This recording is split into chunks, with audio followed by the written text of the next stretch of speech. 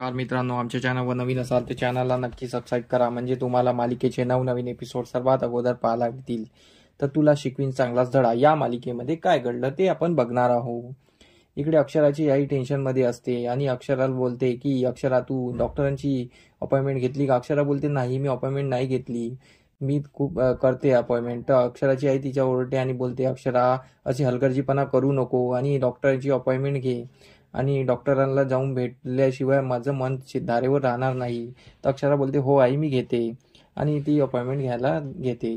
आणि इकडे अक्षराचे बाबा हे मदनला भेटायला आले असतात आणि मदनला भेटल्यानंतर मदन अक्षराविषयी विषय काढतो आणि बोलतो की अक्षरावर माझं प्रेम होतं, तो असं नकळत बोलून जातो. तर हे ऐकून अक्षराचे बाबा बोलतात, हो तुझी बाजू तू तुझं हलकं केलं, मला चांगलं वाटलं. मदनला वाटतं की बाबा तुम्हाला काहीच वाटलं नाही मी हे बोललो तर? तर अक्षराचे बाबा बोलतात, नाही तुझ्या मनातलं तू हलकं केलं, पण माझी चूक झाली की मी अक्षराला त्या घरात दिलं.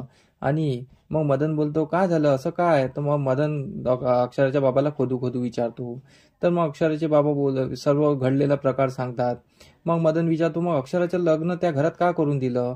तर मग अक्षराचे बाबा बोलतात, घडलं असं की मग अक्षराचे बाबा सर्व समोरपासून शेवटपर्यंत सांगतात आणि बोलतात की नकळत त्या अक्षराला त्या घरात देण्यात आलं आणि ते इरामुळे असं घडलेलं, नाही तर अक्षराला त्या घरात जायचंच नव्हतं, कारण की अक्षराचं एका शिक्षित मुलासोबत लग्न होणार होतं, पण त्या बजरंगने असं कांड केलं, त्यामुळे अक्षराला त्या घरात जावं लागलं आणि ह्या इरामुळे हे सर्व घडलेलं आहे. मदनला विश्वास बसत नाही की अक्षरासोबत एवढं घडलं आणि अक्षरानं मला कधीच सांगितलं नाही.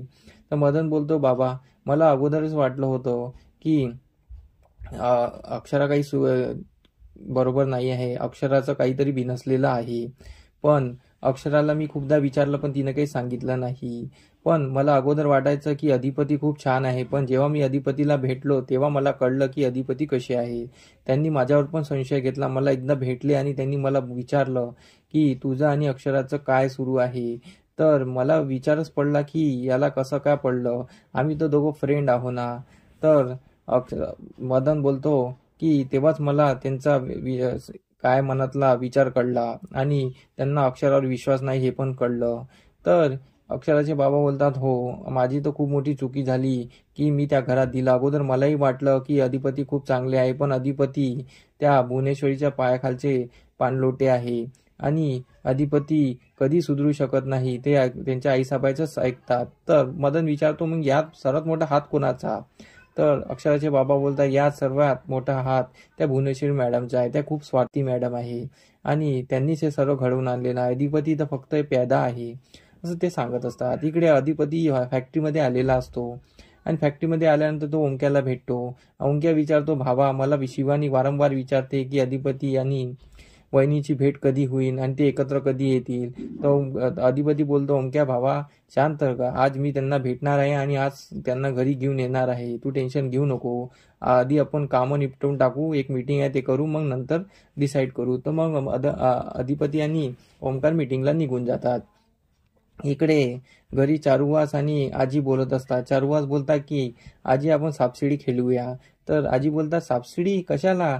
तर चारुवास बोलतात, मला आज खूप खुशी झालेली आहे, कारण की माझी सूनबाई घरी येणार आहे, म्हणून आपण आज सापशिडी खेळूया आणि मला खूप खुशी आहे, म्हणून आपण सापशिडी खेळूया. तर इकडे भुवनेश्वरी घरी आलेली असते आणि ती बोलते की आता पैसे काढायचे आहे. तर दुर्गी बोलते, ताई तू एवढे पैसे कोणाला देते आहे? तर यावर भुवनेश्वरी बोलते की तुला कळल. तर यावर दुर्गेश्वरी बोलते की मला फक्त काय कळायचं आहे, मला फक्त ती मास्तरीबाई या घरात नको आणि अधिपती आणि मास्तरीचा रिश्ता नको. तर भुवनेश्वरी बोलते, त्याचसाठी आपण हे पैसे देतो आहे, चल. तर मग इकडे भुवनेश्वरी आणि दुर्गेश्वरी ही वकिलाकडे जाते आणि वकिलांना पैसे देते आणि बोलते, हे घ्या पैसे आणि अधिपतीला यातलं काही कळता कामा नाही.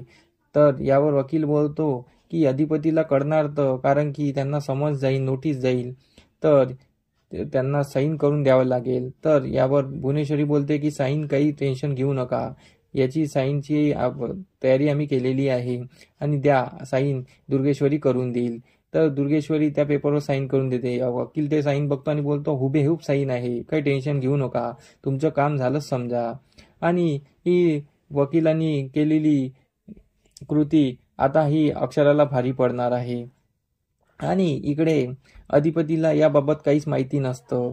तर आपल्याला आता समोरील भागात हेच कळणार आहे की अक्षराचे बाबा घरी आलेले असतात आणि अक्षराचे बाबा घरी आल्यानंतर अक्षराचे बाबा अक्षराला बोलतात, मी तुला आताही सांगतो की तो विषय सोडून दे आणि अधिपतीमध्ये काही ठेवलं नाही आहे, तू आता त्याचा विचार करणं सोड। तर अक्षरा बोलते, नाही, मी अधिपतींचा विचार सोडणार नाही, माझा मुलगा, माझं बाळ आणि मी आणि अधिपती एकाच घरात राहणार। आणि इकडे दुसऱ्या दिवशी वकील घरी येतात आणि वकील घरी आल्यानंतर ते अक्षराला डिवॉर्स पेपर देतात आणि बोलतात की अधिपतीने डिवॉर्स पेपर पाठवले, या तुम्हाला सह्या करायचे आहे। अक्षरा हे पाहून दंग होते। असा काहीसा एपिसोड आपल्याला पाहायला मिळणार आहे। तर आमचा एपिसोड कसा वाटला मला कमेंट करून नक्की सांगा। धन्यवाद। आमचा एपिसोड तुम्हाला कसा वाटला हे आम्हाला कमेंट करून नक्की सांगा। आम्ही तुमच्यासाठी नवनवीन एपिसोड घेऊन येत राहू, त्यासाठी आमच्या व्हिडिओला बघत राहा। धन्यवाद।